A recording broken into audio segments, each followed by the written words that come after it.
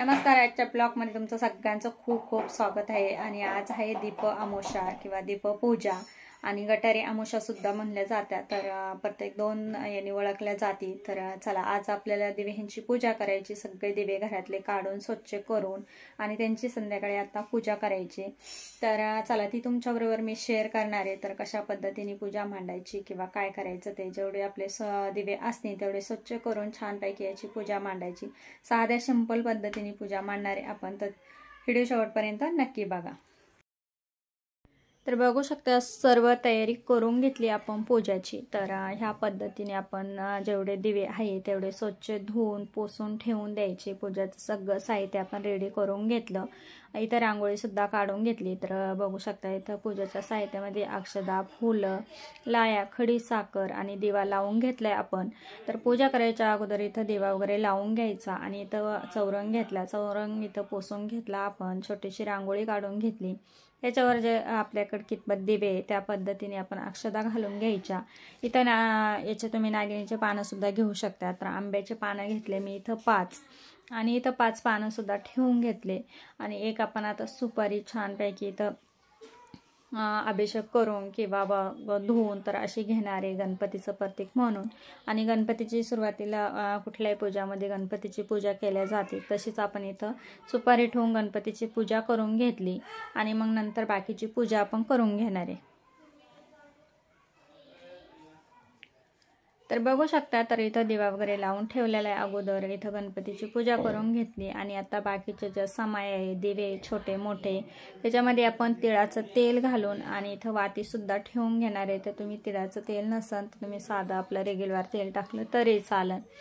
तर मोठी अमावस्या आहे तर तिळाचं तेल चाळं खूप छान असतं. तर बघू शकता तिथं मी तिळाचं तेल घालून घेतलंय सगळ्या दिव्यांमध्ये आणि वाती सुद्धा ठेवून घेतले.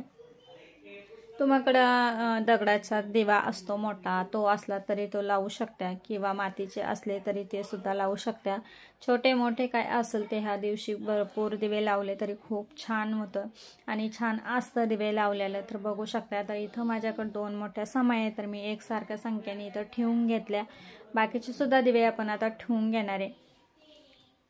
तर दिव्यांखाली आपण जर असे अक्षदा ठेवायची आणि नंतर त्याच्यावर दिवे मांडून घ्यायचे. तर प्रत्येक दिव्याखाली आपण अक्षदा इथं ठेवून घेतल्या.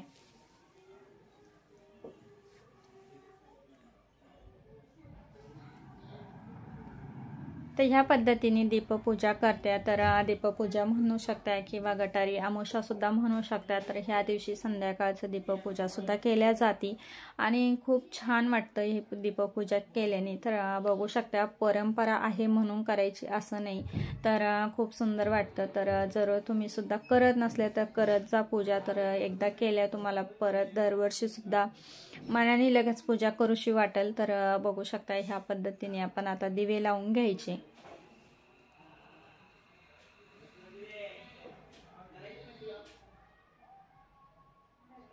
तर काही ठिकाणी खूप मोठा ह्या दिव्यांचा उत्सव राहतो. पुरणपोळीचा नैवेद्य सुद्धा असतो. प्रत्येक गावगावची वेगवेगळी पद्धत असते आणि त्या पद्धतीनुसार तो सण एक सण म्हणून साजरा केला जातो. तर बघू शकता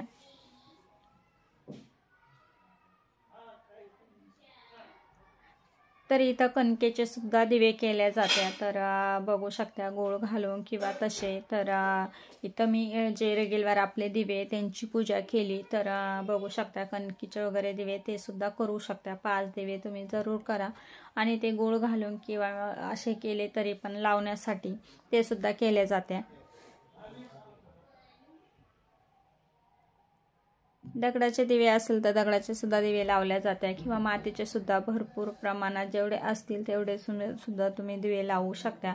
इथं सगळ्याला दिव्यांना आपण हळद कुंकू लावून घ्यायची. इथं आपण पान सुपारी ठेवून घेतली त्याला सुद्धा हळद कुंकू. जेणेकरून इथं लाह्या खडीसाखर घेतली ती सुद्धा आपल्या प्रत्येक दिव्याला वाहून घ्यायची.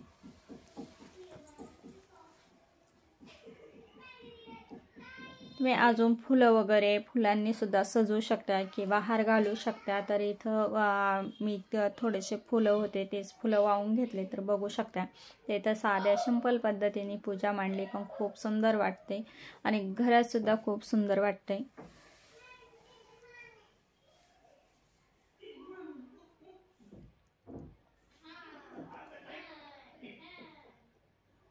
ते चला सगळ्या आपल्या आता हळद कुंकू फुलं अक्षदा वाहून झाल्या, तर ह्या पद्धतीने आपण इथं देव्यांची आरती करून घ्यायची। ह्याच्या वेळेस तुम्ही जे याचे कणकीचे दिवे केले त्यांनी सुद्धा ओवाळू शकता। तर बघू शकता ह्या पद्धतीने ओवाळून घेतलं आणि छानपैकी मुलीने इथं पूजासुद्धा मांडून घेतली। तर बघू शकता तर मुलीने आज पूजा मांडली, त्याच्यामुळं कणकीचे दिवे वगैरे मी काय आज केलेले नाही आहे। तिच्या साध्या सिंपल पद्धतीने आज तिनं पूजा मांडली। धूप धाप सगळं इथं अगरबत्ती सगळं वाहून घ्यायचं बघू शकता आणि आपल्याला उंबऱ्याची सुद्धा पूजा करून घेणार आहे।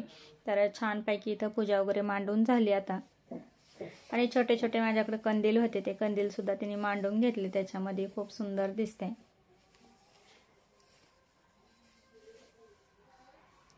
आणि इथं उंबऱ्याचं स्वच्छ करून धुवून आणि इथं पुसून सुद्धा घ्यायचा आणि उंबऱ्याची सुद्धा आज पूजा करून घ्यायची। तर तिने उंबऱ्याची सुद्धा पूजा करून घेतली आणि इथं अगरबत्ती दिवा लावून आणि सगळं व्यवस्थित हळद कुंकू वाहून स्वस्तिक काढून इथं सुद्धा सुंदर तिने उंबऱ्याची पूजा केली। नारळ वगैरे फोडून घेतला तिने।